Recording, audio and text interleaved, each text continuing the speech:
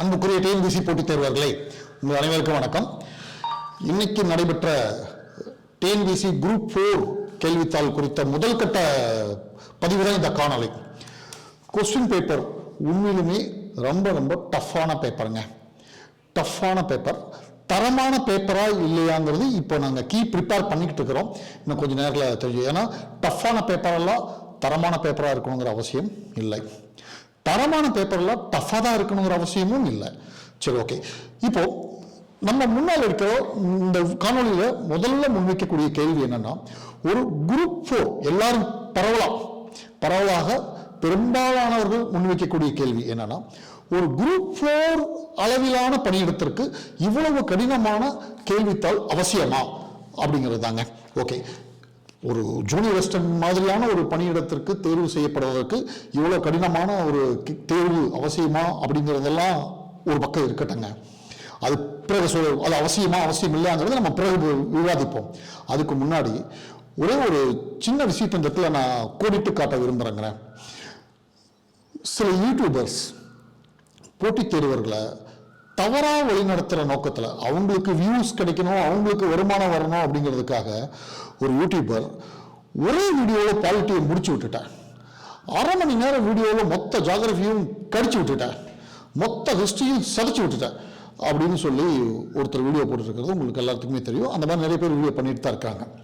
இன்னும் சில பேர் 5000 வேர்ட்ஸ் 10,000 வேர்ட்ஸ் இப்படியெல்லாம் சொல்லி வீடியோ போட்டுட்டு இப்படியெல்லாம் சொல்லி மார்க்கெட்டிங் பண்ணிட்டு இருந்தாங்க. இதெல்லாம் பார்க்கும்போதுங்க, எங்களை போன்ற எனக்கு இந்த ஃபீல்டில் வந்துட்டு ஒரு 20+ இயர்ஸ் எக்ஸ்பீரியன்ஸ், ஓகேங்களா, போத் யூபிஎஸ்சி அண்ட் டிஎன்பிஎஸ்சி, தென் என்ன மாதிரி அனுபவம் வாய்ந்த எத்தனையோ பயிற்றுனர்கள் தமிழ்நாடு ஃபுல்லாக இருக்காங்க. எல்லாத்துக்கும் ரொம்ப வியப்பாகவும் ஆச்சரியமாகவும் கேலி கூத்தாகவும் இருக்குது அந்த வீடியோஸ்லாம் பார்க்கும்போது.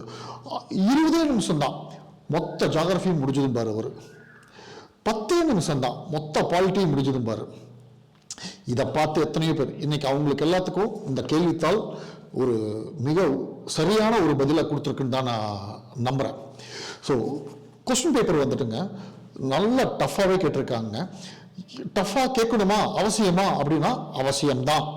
உதாரணத்துக்குங்க, கடந்த வருடத்திற்கு முன் ஒரு 2 வருடங்களுக்கு முன் தலைமைச் செயலகத்தில் வந்துட்டு பார்த்தீங்கன்னா துப்புரவு பணியாளர்களுக்கான ஆள் சேர்ப்பு நடந்துச்சுங்க. ஒரு ரெக்ரூட்மெண்ட் நடந்ததாக ஞாபகம், நீங்கள் பேப்பர்லையும் பார்த்துருப்பீங்க. அதில் துப்புரவு சானிடேஷன் ஒர்க்குங்க, கிளீனிங் ஒர்க்குங்க பார்த்தீங்கன்னா பிஇ பிடெக் வந்தாங்களா இல்லையா?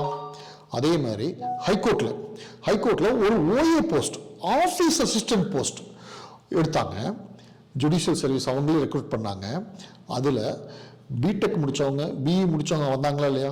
அப்போது இன்றைக்கி இருக்கிற சூழ்நிலையில் வந்துட்டு ஒரு அரசு வேலை, அது எந்த வேலையாக இருந்தாலும் சரி, பார்த்திங்கன்னா அவங்க என்ன டிகிரி முடிச்சிருந்தாலும் அதெல்லாம் பொருட்படுத்தாமல் வேலை கிடைச்சா போதும் அப்படிங்கிற நிலைமையில் எல்லாருமே வந்து பங்கு பெறக்கூடிய இன்றைய சூழலில் வருடங்கள் ஓட ஒவ்வொரு வருடத்திற்கும் முன்னால் நடைபெற்ற தேர்வோடு கம்பேர் பண்ணும் பொழுது பேப்பர் வந்து டஃப்பாக தான் இருக்கணும்.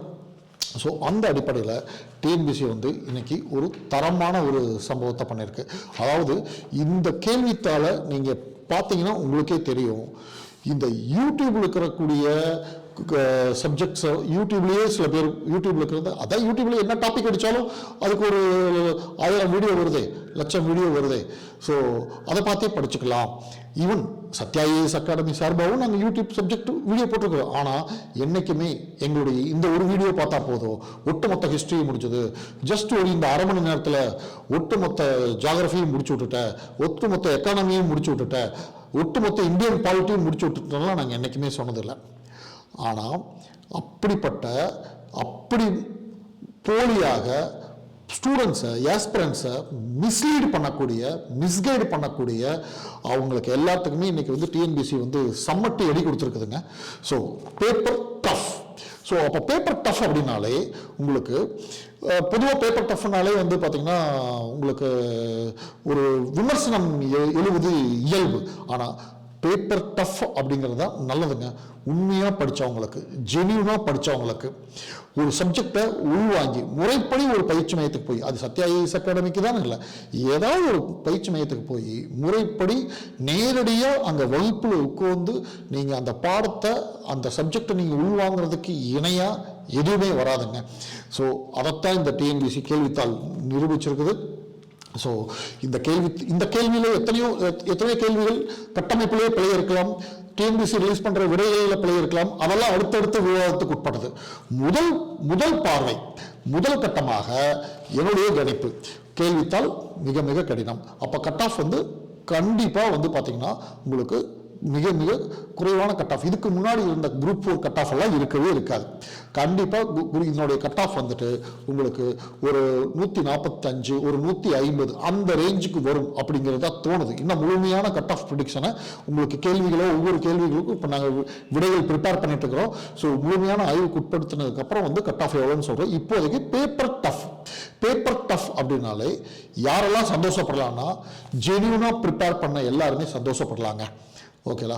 சும்மா இந்த மக் அடிச்சுட்டு, இந்த மார்க்கெட் கைடில் படிச்சுட்டு, ஸோ இந்த ஒரு புக்கை படித்தா போதும், இதெல்லாம் இத்தனை கேள்வி அடிக்கலாம் அப்படிங்கிற இதெல்லாம் படிச்சுட்டு போனவங்க கட்டாயம் ஃபெயில் தான் ஆகுவாங்க.